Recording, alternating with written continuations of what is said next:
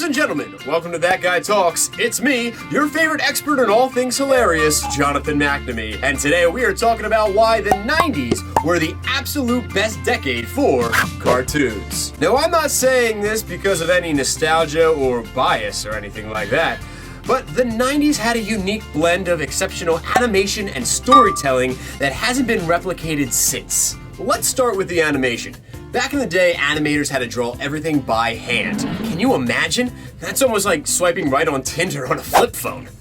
Ugh. But you know what? It was all worth it because the animation in the 90s were as smooth as butter.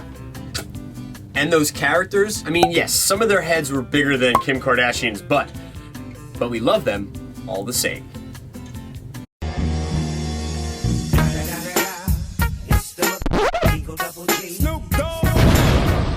But it wasn't all about looks, folks. It was about substance. The writing in these shows were pure gold. The writers knew that kids were smarter than they were given credit for, and they tackled some heavy issues. Racism, check. Classism, check. Environmentalism, double check. And they did it all without talking down to us. Take a show like, The Animaniacs, for example. It was essentially a variety show for kids, but it was incredible, clever, and subversive. It made fun of celebrities, politicians, and even other cartoons, all while sneaking in educational segments that were incredibly fun to watch. And don't even get me started on Pinky and the Brain. Those two lab mice are basically the cartoon versions of Breaking Bad, with Brain trying to take over the world and Pinky just being, well, Pinky. Enough.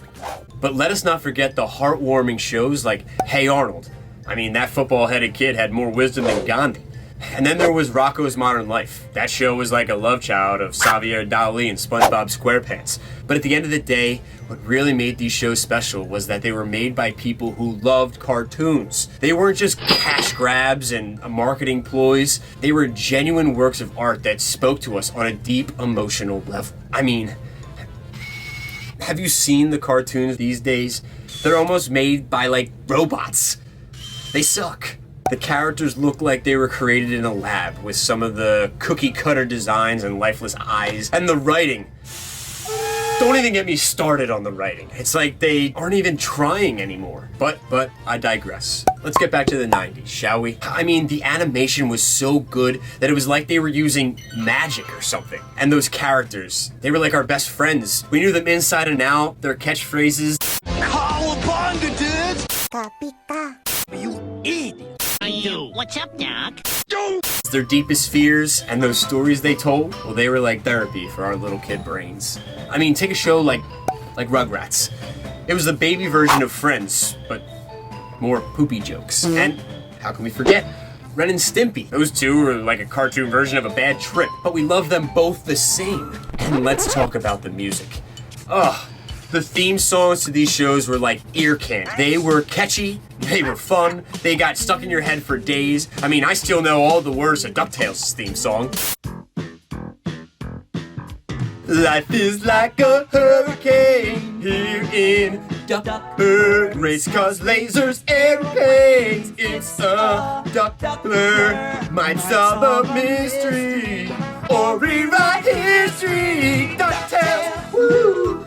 But seriously, folks, the 90s were a magical time for cartoons. It was as if people were actually caring about each individual cell that they were drawing and the storyline for each individual character. It's almost as if nowadays they don't even care. So young folks, put down the iPads, turn off YouTube, and go and watch some real cartoons. You might learn something along the way, or at least have a good laugh. And if you enjoyed this discussion, please like and subscribe to the channel. Let us know in the comments below what your favorite 90s cartoon was. Mine? Probably Rugrats. Well, until next time, let's cue that music! That's all, folks.